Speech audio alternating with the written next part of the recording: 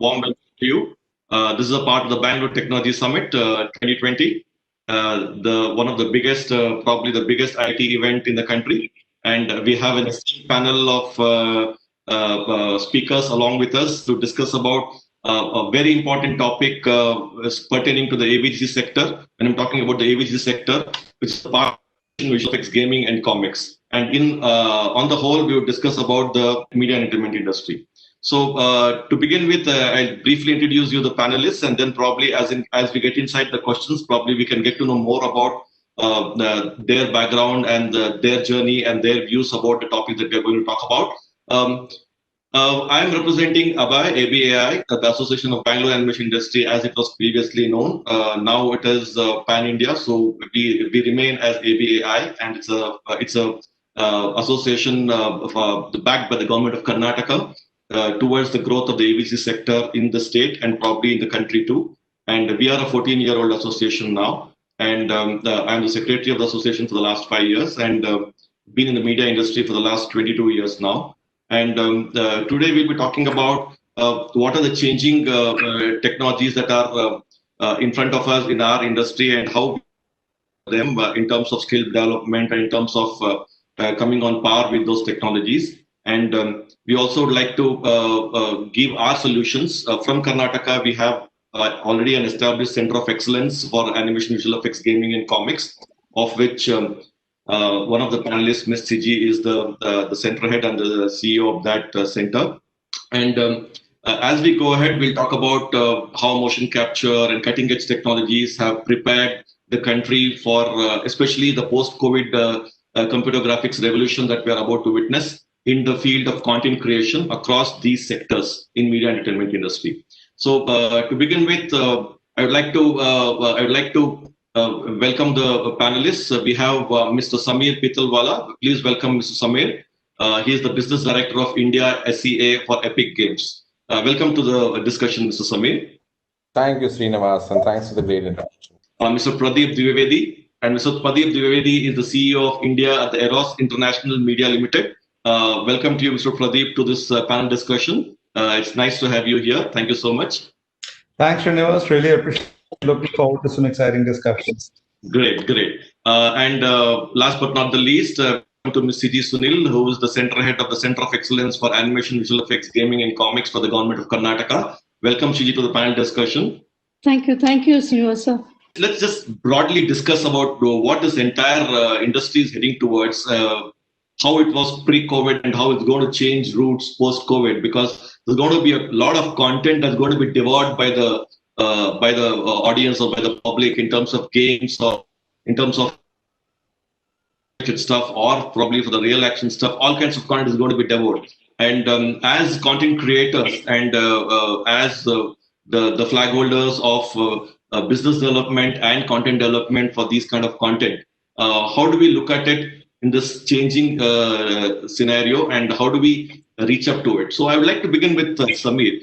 Samir, how do you think virtual production is going to make a change in this scenario post-COVID, and how it is going to be different from regular production, and what's really new and exciting about it, and what is so good that it is going to excite the content creators in terms of cost reduction and in terms of time reduction using this kind of the new techniques in virtual production. Would you like to throw some light on it, Samir? Thanks for that, Srini. Sure. I mean, the obvious one is that because of safety concerns, generally crew sizes are becoming smaller and travel restrictions will continue in the foreseeable future.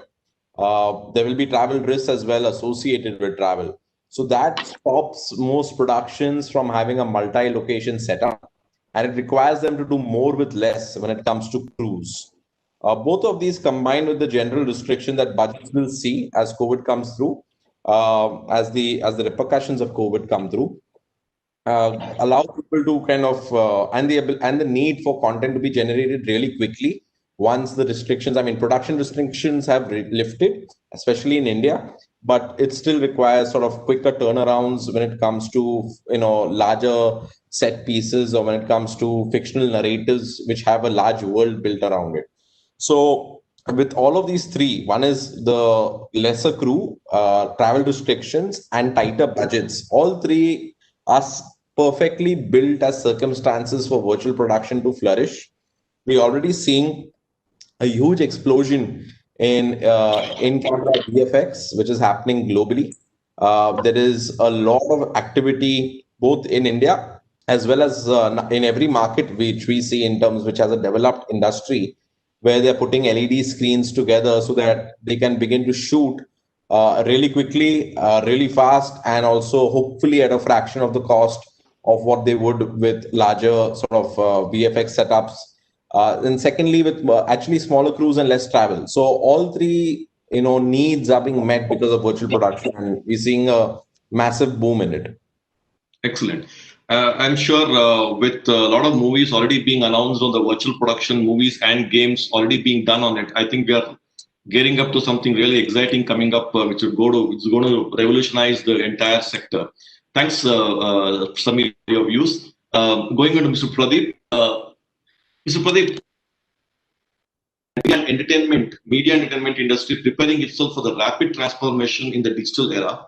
That's my first question. The second part of the question is, how does the future production work with these technologies, and are there solutions and that's going to be coming up? Would it be easy to sell? So, how do you see yourself, catering to this rapid changing demands of the industry? Thanks, Srinivas. I think both very interesting questions. If you look at it in the perspective of how the Indian media and entertainment, especially film entertainment industry, has evolved over the last decade or so, or even perhaps 2 decades, I would say, ever since the millennium has changed. I think one trend has been very clear that we have been trying to adopt a whole lot of technologies from the West and trying to improve just the production output quality in terms of not just the visual appeal of the content, but also the way the content is put together and overlaid with other elements of technology and metadata discoverable content that can then allow the content to be commercialized better and obviously appreciated better. There is an aesthetic qualitative dimension to it, and there is obviously a business dimension to it. What I would say is that this period of last 8 to 9 months of COVID and the impact of that in terms of the adoption of technology is really an acceleration of a phase that has already been there for a while. So it is not as if the technologies have got discovered now. But what is new certainly is that there is an increased appreciation of cost optimization and the ability to do things far more innovatively than what we have done in the past. So, I mean, if you look at it from a Hollywood context, for example, there are movies like Avatar and Matrix that have always been there that have used visual effects and virtual production technologies significantly. You have seen adoption of that to a great extent in Indian movies, whether you look at Ravan by Shah Rukh Khan, or you look at Om Shanti Om, which is in our movie made by us, or you look at Bahubali. But suddenly, everybody is realizing that the visual effects, which used to be a very large cost element and used to be mounted at a significant part of the investment in the movie, has actually come to a significantly less fraction of the cost than what it used to be. So what it allows now is that the ability to proliferate this technology, not just to high budget or big budget movies, but also to episodic content production for OTT and television series, as well as content production for even advertising. And because there is this whole norm of social distancing in a contained environment in which production has to happen now, we believe that with these technologies getting adopted, the world will be very different. I think when you start looking at it from a consumer lens, you would also see that the audience, once it gets used to a certain fit and finish of the end product, does not want to go back to state product. Even though for story aspects, we may still see movies coming out of 70s and 80s, but once you start getting hooked to a 4K high quality production content available on any of the streaming platforms, you really don't want to watch anything else. And that is where we believe that the future is also headed. So as a production house, we are very conscious of the fact that we need to take these technologies, adopt in our day-to-day working, make sure that we are living with what is called quote unquote the new normal, and at the same time working with partners. In this case, we work very closely with Samir's organization, Epic Games, and Unreal Engine teams as well. But we work with a host of other technology collaborations to get good content made. And good content will always find appeal irrespective of how you produce it. The form of production may definitely change over a period of time. True, absolutely. Well said. Yeah. So at the end of the day, it's the content. Content produced in a good way. Any good content gets devoured. irrespective of wherever it is streamed, as long as the content is good. And thank you so much for your thoughts on this. And Shiji, I would like to know views, like, setting up and created a state-of-the-art Center of Excellence facility in Bangalore on behalf of Abhay and the IT/PT department for the government of Karnataka. What as the center head or the person responsible for the running of the center, you have probably completed more than 2 years now in the facility. What do you see is the response from the industry, and how well received it is from the industry, and whether people are embracing these technologies, and at what level and in what kind of sectors it's being utilized? Yeah, thank you, Srinivasa, for asking me this. Actually, the COE is having the entire state-of-the-art facility, as you know, and the team has built this over the 2 years. And as the new technology has come in, there are a lot of inquiries and a lot of interested clients from the relevant industry coming in. And especially the recent installation of the body scanner. You won't believe it, the kind of interest that's been shown by the industry. People are immense, and then we have them coming and seeing the installation, and this has become a turning key for them to see the other kind of installations that's already there at the center, like the performance capture, the head motion capture, everything. I think Samir would agree. I think he's one of the first people who has used the facility and done a beautiful project with us. So I think the industry is really looking at using the facility, and we are proud to be bringing the world closer for them. Thanks, Vijay. I'll come back to you more on the details. We'd like to know about what kind of projects get done and what can be done, and what are the kind of technologies in the future that you plan to bring in there. Coming back to Samir, utilizing the motion capture, body capture, facial capture, body scanning, LED walls, a lot of stuff going on here and there. But do you see that people are embracing it on a bigger level? Are they open to these kind of technologies, or is it only constrained to bigger studios and bigger companies which can afford to utilize these kind of technologies? Will this integrate into the current popular system where probably each and every person would be able to embrace it and give output on these technologies? And also, the second part of the question is, do you think as a country, do we have to still rise up to the new emerging technologies of the AR, VR challenges that we are seeing? And if so, how, as a studio, you look at it? Thanks, Srini. See, broadly, I feel that these are the umbrella word for all of these technologies tends to be virtual production, but it's a very big word. Inside of that, you have, as Shiji mentioned, face capture, motion capture. There's a whole host of technologies underneath that, which all make it work together. What we are seeing is that with facilities like what Abhay has, as well as others are setting up in different parts of the country, these are giving state-of-the-art facilities which are available globally to large studio partners here in India. That said, I think there's still some time till we begin to use it as prolifically as people in Hollywood have. But besides that, I really don't see any other industry really moving as quickly as we are over here. If you look at over the last 8-9 months, just the sheer interest we have seen in the use of Unreal Engine and the various use cases which are coming out in India, right from Hyderabad and Chennai and Bangalore all the way to Delhi and Bombay. There is a lot of activity across the region within the subcontinent on various virtual production techniques being used. So that's sort of like one. Now, the second question, which was about, are these available right now for lay users, or are they only meant for the top end? I would say it's been meant for the top end, and now it's come to the middle.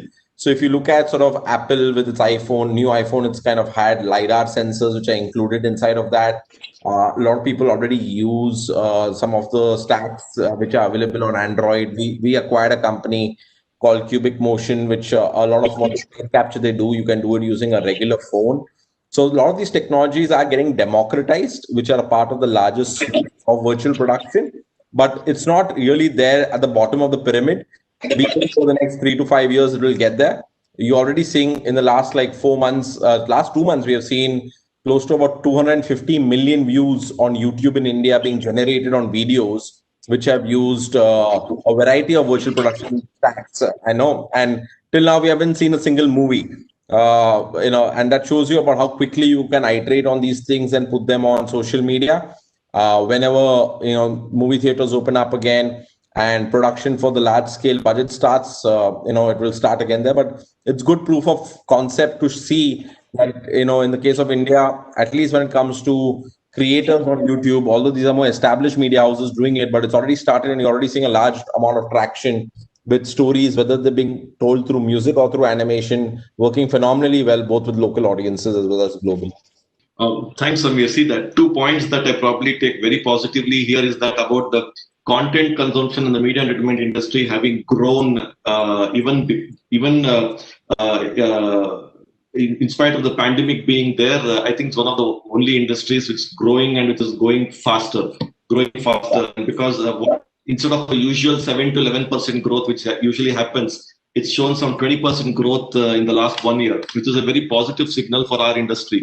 And the second point is that when you said that from the top and even the middle level studios or content creators are able to use these technologies now, and it's a question of time that within the next 3 to 5 years, even the lower end will be able to utilize this technology. That's when I think India has always been rich in creation of content, whether it's games or whether it's animation or whether it is live action. So I think with these technologies coming in, and I'm sure that Mr. Pradeep also would agree that the content consumption will become more, and in fact, in the last few months, it's been very huge and it's going to grow further. So I think we're looking at brighter times. Thanks a lot, Samir, for these views on that. And coming back to Mr. Pradeep, we're talking about takes Unreal Engine-based backgrounds and gaming technologies to work on virtual filmmaking, number one. And number two, one is on the virtual filmmaking side. And the second little off I would like to ask is, there has been an increase in consumption. Probably you can take it separately or together. There's been an increase in consumption, particularly on the OTT side. So, but there hasn't been anything very new, or no, you don't have that much of content available compared to the content which is required by the audience. So one side is the technology, whether you'll be able to use these technologies to create content, how fast you can create content. Second is, how are you managing this requirement from the audience, and whether these technologies help you to create content faster to reach the public? Sure. Both very interesting questions, Srinivas. Thanks once again. And let me just kind of take that on one by one.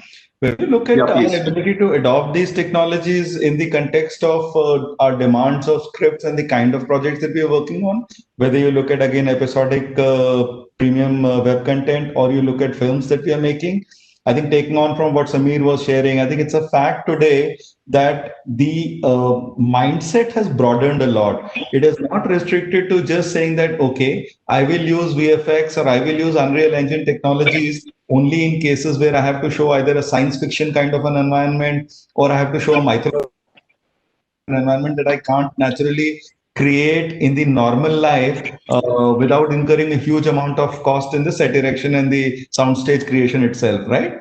What is happening is that even normal life situations, and environments which are looking as normal real life, whether it's showing a forest or a river or a beachside or a family home, there are environments that can be created in Unreal Engine and similar technologies that allows you to produce environments and sets that absolutely normal everyday life stories. So essentially, it means that almost any kind of a script requiring any kind of an environment for production shoot to be created can be done using these technologies. And like I said, as with the march of technology, the technology quotient and the ability, efficiency, efficacy of the technology keep going up.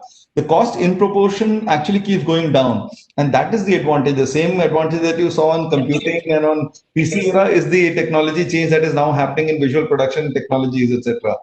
We believe that as we adopt new and new projects, and as the whole pandemic situation remains unpredictable in the foreseeable future, we will increasingly not only adopt the technologies that are available from firms such as technologies such as Unreal, from Epic Games, etc., but we will also pass on these technologies and create a ecosystem of people learning, adopting, imbibing these technologies in our line production partners. See, not all, we are a studio, right? So it's not as if we make all the productions, all the movies ourselves. We actually acquire, co-produce a lot of content as well. And it is very important for us that we are able to do that by upskilling and upgrading the line production partners who work with us. So we are investing disproportionate amount of time and effort in actually upgrading our line production partners. Now, the other interesting aspect is that traditionally, producers have looked at from an economic angle, a combination of locations offering grants and incentives as a way to support the production cost of the movie and reduce that cost, and also give some international locales to the scenario, which makes the movie or the content really more interesting. Now, the whole idea behind that is aesthetics and economics. With virtual technologies, we can actually cut both the objectives or meet both the objectives as well. Because we are using technology, our cost actually comes down. So what we would have mounted at 100 cents to a dollar, we can now do at 70 cents to a dollar, right? A dollar's worth of output. So we are obviously saving there. So we are not dependent on grants and incentives to drive that. Second is just the sheer environment that we want to produce and project to the audiences. We are able using these technologies. So at Eros and as a company, we are extremely positive, extremely sanguine on leveraging technology for our business. And we are very excited about using these technologies.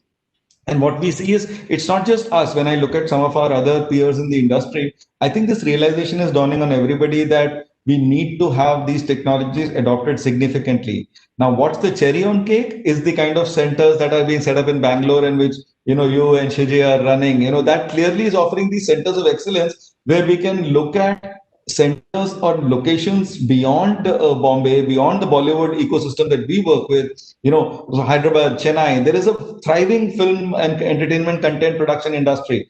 And I think the more we proliferate it in other parts of the country, we will be able to leverage not just local talent in terms of technical talent or capable people who can contribute to these projects, but also tell stories that are rooted in local context, right? I mean, India is largely, they said India lives in its villages, right? It's an old adage. But we have really not told the stories of all of our historicals, mythologicals across various states. And I think the more we go down to the granular part of the India, develop these technical centers and also pick up local content and local flavor of the stories, we will be producing something that India has not seen before. The next wave of the entire content revolution in this country is not going to come from some overseas Chinese, Korean, American, European, Israeli, South African stories. It is going to come from Tamil, Telugu, Bengali, Marathi, Gujarati, Bhojpuri, Punjabi stories, which have not really been told in the manner in which they need to be told. So we are very excited. We believe that potential remains very huge. And the efficient use of technology is at the cornerstone of being successful in that dimension. So that's as far as the content production is concerned. Now, if I look at just the demand, the gap or demand supply gap that is there, you're right that in the pandemic, people were sort of cooped up in home. They had no alternative. So everybody was just, switching on to OTT streamers and watching a lot of content being put their way. So two things that we are discovering. One is that traditionally, people were only looking at what screen, whether on their mobile device or on their OTT screens when they were watching it on smart televisions, etc., and or through this Amazon Stakes or Apple TVs, etc. But the ability and willingness of people to discover content beyond the first screen, going into second screen, third screen, fourth screen, and typically diving deeper into a genre has improved. So the existing inventory and the existing catalog that has been there is now getting discovered much more. I mean, we have, for example, in our streaming service, Eros now, close to 12,000 titles. But over the last pre-COVID era, we have seen only 450, 500 titles getting maximum amount of attention. So 80% of the attention is on those 500 titles, and the balance 11,000 odd titles get less than 20% of attention. That equation has changed now. Almost 40, 50% of undiscovered content is being discovered. As far as new content is concerned, clearly we have had a challenge, and that challenge is getting met on two fronts. At the outset, as far as film entertainment goes, and I think this is a story on which there's enough media space that has been spent talking about how movies are going straight to OTT. So whether you are watching Lakshmi Bomb this weekend as part of your Diwali celebration, or you have watched, Gulabo Sitabo in Amazon upon launch, or you see a bunch of, or you see Sushant Singh Rajput's last movie, Dil Bechara, which was shown on Hotstar. All streaming players are actually putting up movies which are coming from, which are ideally intended for theaters, but are going straight to OTT. So that is one way of fulfilling the gap. And we are also doing exactly the same. The other is leveraging technology, which is to say you use technology to create content, even though you cannot have the, I would not say ideal, I would say legacy environment. So, for example, we did a web series called A Viral Wedding, completely within lockdown. It's about a girl who's about to get married and whose marriage actually gets on hold because there is a lockdown and people can't move about. So how she gets everything from the priest to the groom and groom's family and her own family and friends and gets everybody together to get the wedding done. The whole thing was shot during the pandemic with the lockdown, with people in their own homes, but leveraging technology and being able to produce a content output. So I think people will continue to develop smarter ways of filling this content line forward.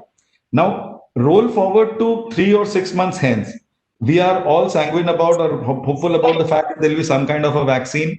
This 6 to 9 months hiatus has also done very interesting things which normally gets misread. In the eagerness to produce content for films and series and television episodes, there was always a rush to write the story now and get it out tomorrow. Write the story now, get it out in the next 1 week. This 8 to 9 month period has given our writers, authors, story conceivers an interesting time, innovative new ideas and stories that can come. I can tell you that the next 24 to 36 months, you're going to see such rich content coming out of people that it will surpass all the other expectations that are there. That, compounded with leveraging of the AVGC technologies that we have, will allow us to produce efficiently, produce safely, and produce in a timely manner. So there will be predictability to those outcomes, right? One of the commercial costs, and as a business person, I can't walk away from talking commercial all the time, is that just the sheer cost of insurance on a set to protect everybody is a huge cost that we have to bear if we are not adequately safeguarding everybody. Now, if we use technology and virtual technologies, we are able to cut down on those costs. We are able to keep people safe. And bottom line is, from creative standpoint, we're able to produce compelling content. So the quality of content output doesn't get declined. So sorry for a rather long answer, but I felt it's important for people to understand that as an industry, we are very excited about what we can do with these technologies, and we are committed. Fantastic. I think people watching this would like to know, would go back with rich knowledge about what's happening and what exciting future that we can look forward to. As rightly told about technology and content creation, I've always believed that storytelling is the main crux of the content. Technology is just an enabler. And when we have such wonderful technologies to complement the storytelling, I think we can come out with kick-ass content going forward. Thank you so much, Pradeep, on your views. And going back to Shiji, well, you have heard Samir speak, you have heard Pradeep speak about the content creation and how it's booming and how technology is going to be an enabler and being at the forefront of creating such kind of technologies. And in terms of the requirements that the industry has or the content creators have, how do you rate the center that we have created? And on par with probably the facilities available somewhere else too. And what future plans do you have in store for the same, which will help in the content creation in this sector and probably help the, as Samir had mentioned before, it has reached the middle level. We would like to make it available for the low level of the studios also, low level of the content creators, that everybody, probably an independent content creator, should also be able to access these kind of technologies to, who knows, you might come out with the next winner on the next, whatever the OTT produces. So what is your rating on what you have created and what plans do you have in store for it?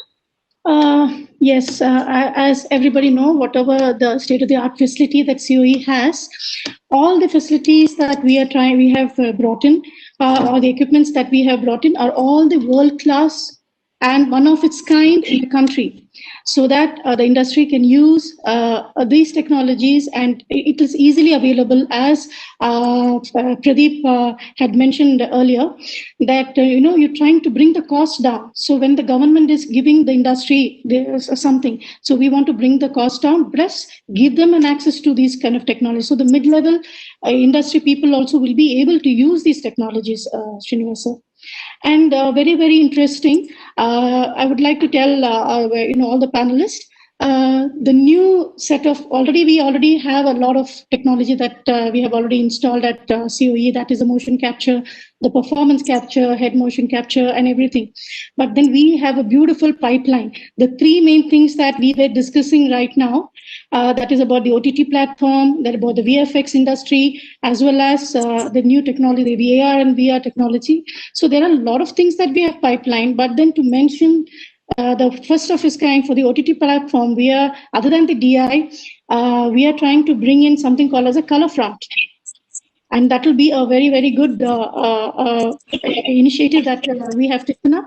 And second is the India's one of its kind volumetric scan. This will be a very, very big revolution for the AR and VR technology, and for the gaming, as well as the VR, as well as the VFX industry. And the third thing that we are bringing in is actually a very, very beautiful system, that is an NCAM. An NCAM, complete tracking technology for the VFX industry. So as there is a lot of VFX content and VFX movies that is being created, irrespective of the green screen, blue screen, the LED screens that that is going to be used, the director will be able to shoot his entire movie relax at his own stage, with the background, with the Unity or the Unreal Engine, as well as the character. So it is for the virtual production that these NCAMs can be used. So these are the I think the core interest for me to we are planning to bring in the coming few months. So it will be very, very interesting. Great. Sounds very exciting, and I'm also looking forward to this exciting technologies to be installed and how the industry responds to it and starts using these facilities, because only India is not only strong in its heritage, culture, and storytelling and stories, but also in creating the relevant content, utilizing these technologies, and we are seeing a lot of stuff coming out. So as Samir and Rajesh, Samir and Pradeep also had pointed out that the content is going to come out huge going forward, utilizing technology. So we all hope that these kind of technologies get used, and we also should have time to take some questions probably at the later part. We are reaching the end of the panel discussion, so we should be having some time for the questions also. In the meanwhile, I would like to listen to some parting comments, especially from Samir and Shiji on this, and then probably from Pradeep on a different aspect, which I'll come to him later. From Samir and Shiji, I would like to know. See, transformation in the technology arena are bringing changes to various industries, and the business processes are directly getting, it's directly translating to the workspace. So the major challenge here is the skill. So we might bring in all kinds of technologies to the country, and we might set up a lot of things. What we taken, or how do we upskill and improve the creative skills of the people required to utilize these technologies, or to process or to work on these technologies? So as from Epic Games, what would Mr. Samir have a thought on this? And through Center of Excellence, what would CG have a thought on this? Mr. Pradeep, you could also chip in if you have any thoughts on this. Added to that, I will ask you probably some other question as the answer to this. On our end, we have heavily invested over the last 12 months in India to increase the number of people who are familiar with Unreal Engine. Number one, Unreal Engine is for free to use. And there is absolutely no charge that we ask for when it comes to using the technology. Secondly, we have started live training and we've trained over 1,000 people, and we are actually training now. Pretty much most of the media industry has been trained, especially VFX houses, and now we're increasing our focus on animation. We are hoping to work with the likes of Abhay to build out a Center of Excellence in Bangalore. So that's a pending conversation, Shiji. which we should finish off after Diwali. But the interesting part is we also made a couple of interesting innovations in India. So as you know, Unreal Engine requires a good gaming PC and a high-end PC to work. And since that it's COVID and a lot of people may not have access to good quality hardware at home, we have actually begun to give away these trainings, like 50 hours of training that we give away for free, which is charged globally, but here we are not charging for it, and we are training, like I said, already 1,000 people. But moreover, what we are doing is we're actually offering these services on the cloud now. So you don't even need to have a high quality machine at home. You can get trained on the cloud. And we're seeing a lot of our enterprise partners use that because a lot of people still are at home or they may not have the latest hardware. So just some of the things that we are doing here, I mean, providing free training, giving away the software itself for free, and working really closely with our teams to ensure that the state of the art is what people learn from here, and they have access to the best minds in the world, regardless of geography, so that they can sharpen and polish their skills. Fantastic. That's okay. To add to Gigi, what would you like to add on this? Yeah, to add to what Samir is saying, as we have installed all these international fantastic equipments, one thing positive about the clients that we are working are that every technology that we have installed, the clients have been very kind. They are there 24/7 training the staff who has prerequisite knowledge, basic knowledge, and they have been, and every time there is a project, they come on board, they support. Especially the body scanning, we have a team from Canada who works round the clock with us. And third, the industry heads like Samir is also supporting us with training our staff. During the entire COVID, we had, Samir and team supporting the team, training. So in the same pattern, the Unity and the other, industries also are upskilling our staff who's getting prepared and ready to do projects. And plus we have a finishing school, which we are looking at giving these kind of high-end training, especially with the technology that we have. The training wouldn't be available anywhere in the country.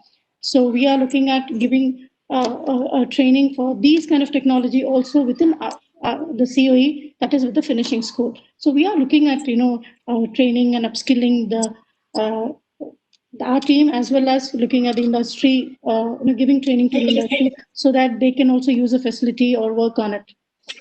Yes. So what I just wanted to add to what Samir and Shiji just said, look, as a studio and as a production team, what we believe is that there is ultimately no, you can put technology, but ultimately there is no substitute for the human and the trained human that can leverage that technology, right? I think Karnataka and the Bangalore in particular has always shown the industry, especially IT industry, the way in India. And today, we are global majors in IT, partly because of what Karnataka has managed to set up. I think this arena, this particular area is one where the entire Indian media and entertainment industry is actually looking at the government of Karnataka, the Karnataka Centers of Excellence, and what you are developing to build us a set of technically proficient people who have the sensibility of what it takes to succeed in the Indian content ecosystem. So, my good wishes, my support and support of our organization is 100% there. And I think the more innovative and the more aggressively you are able to implement this, the better it will be for the entire country as a whole, for the industry as a whole. Yes. Thank you so much, Pradeep. I think we have been working really hard to put up this facility, and the intention is to reach out to the entire country and help our country show our strength, because we are already the center of this industry. People look to us as a country to create good content, which is accepted anywhere in the world.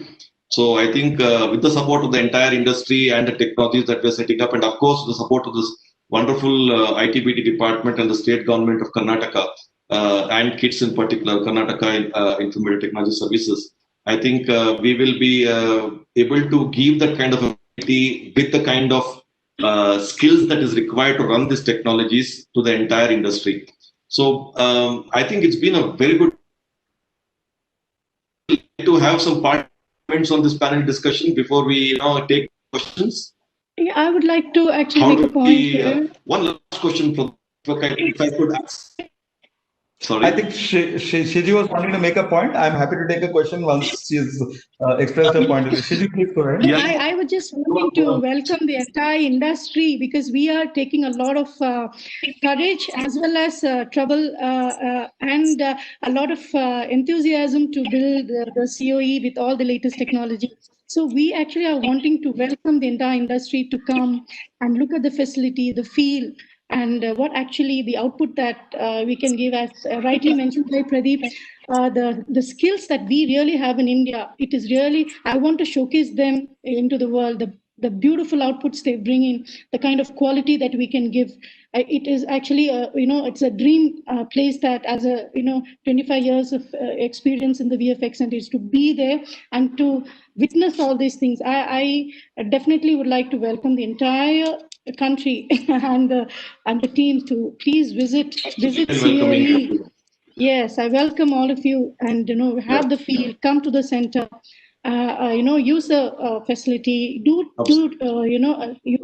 if you want the tests, and it will be really encouraging. And I think everybody should use the facility. And I think Samir has a hands-on experience already, and it is so beautiful. And we were so happy to work with Samir.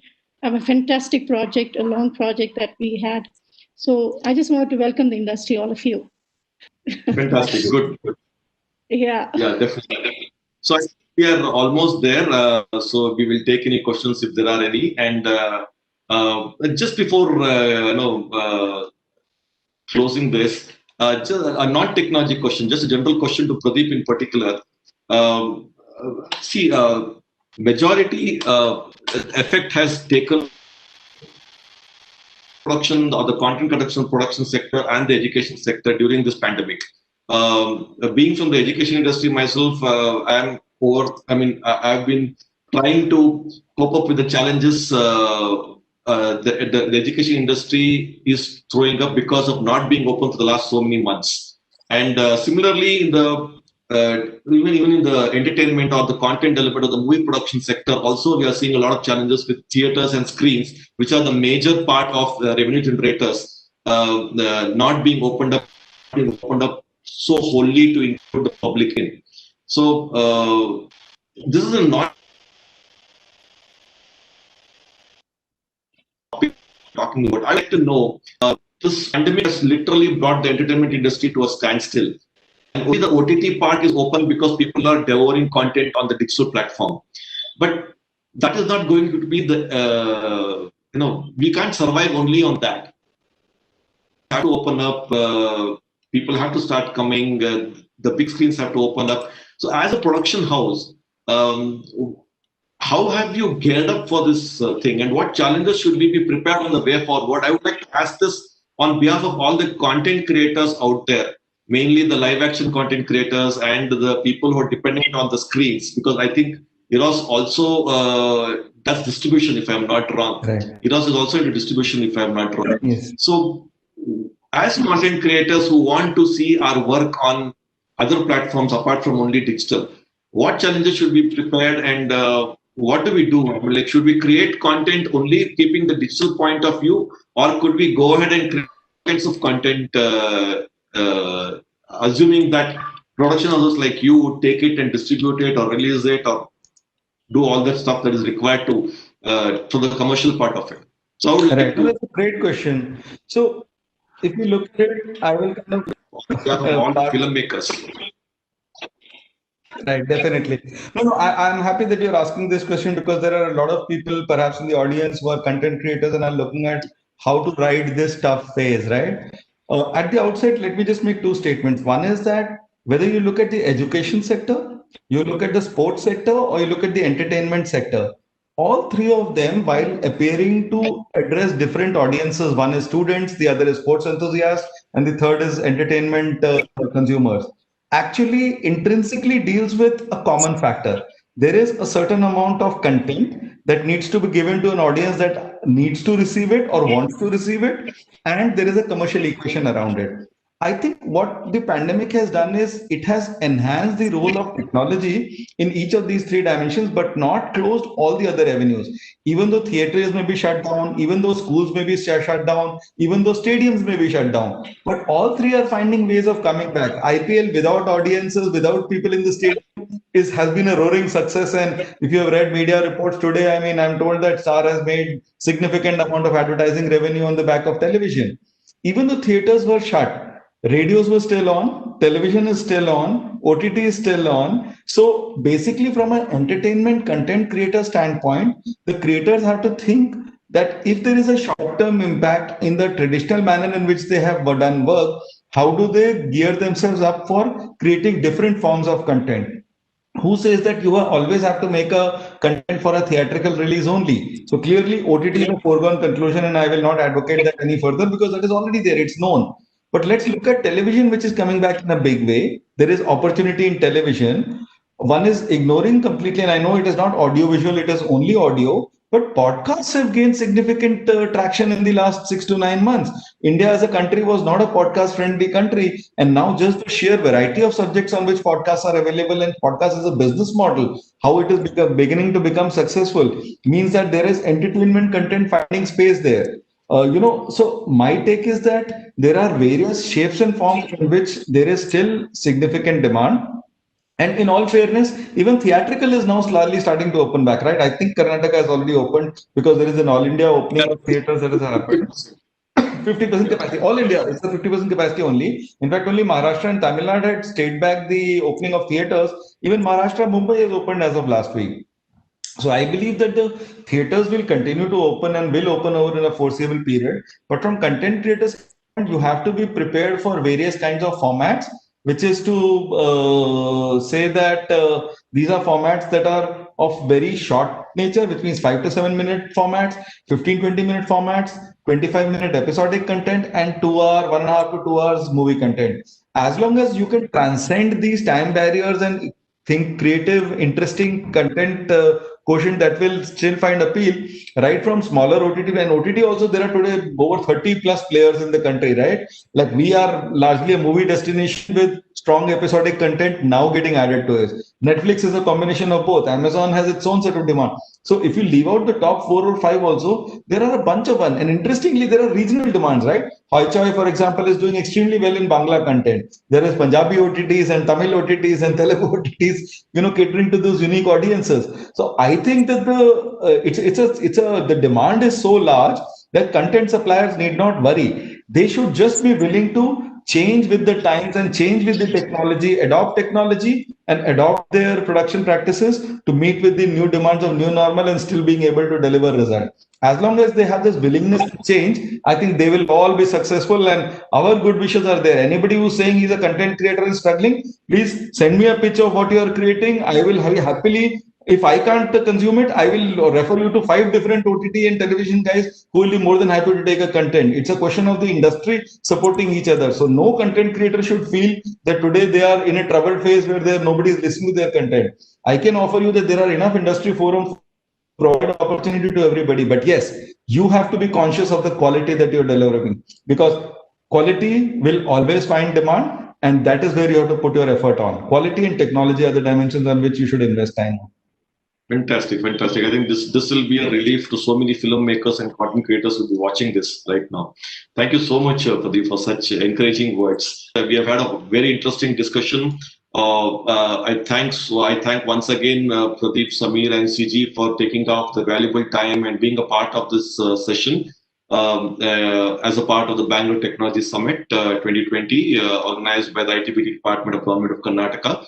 And we once again wish all the best to the entire industry and to the entire sector across the country to keep churning out and over in terms of animation, visual effects, live action, whatever content that we create. Let's be the best. Let's aim to be the best. And I'm sure India is the right path, and with the right technology supporting it, with the support of the industry, we'll be there very soon.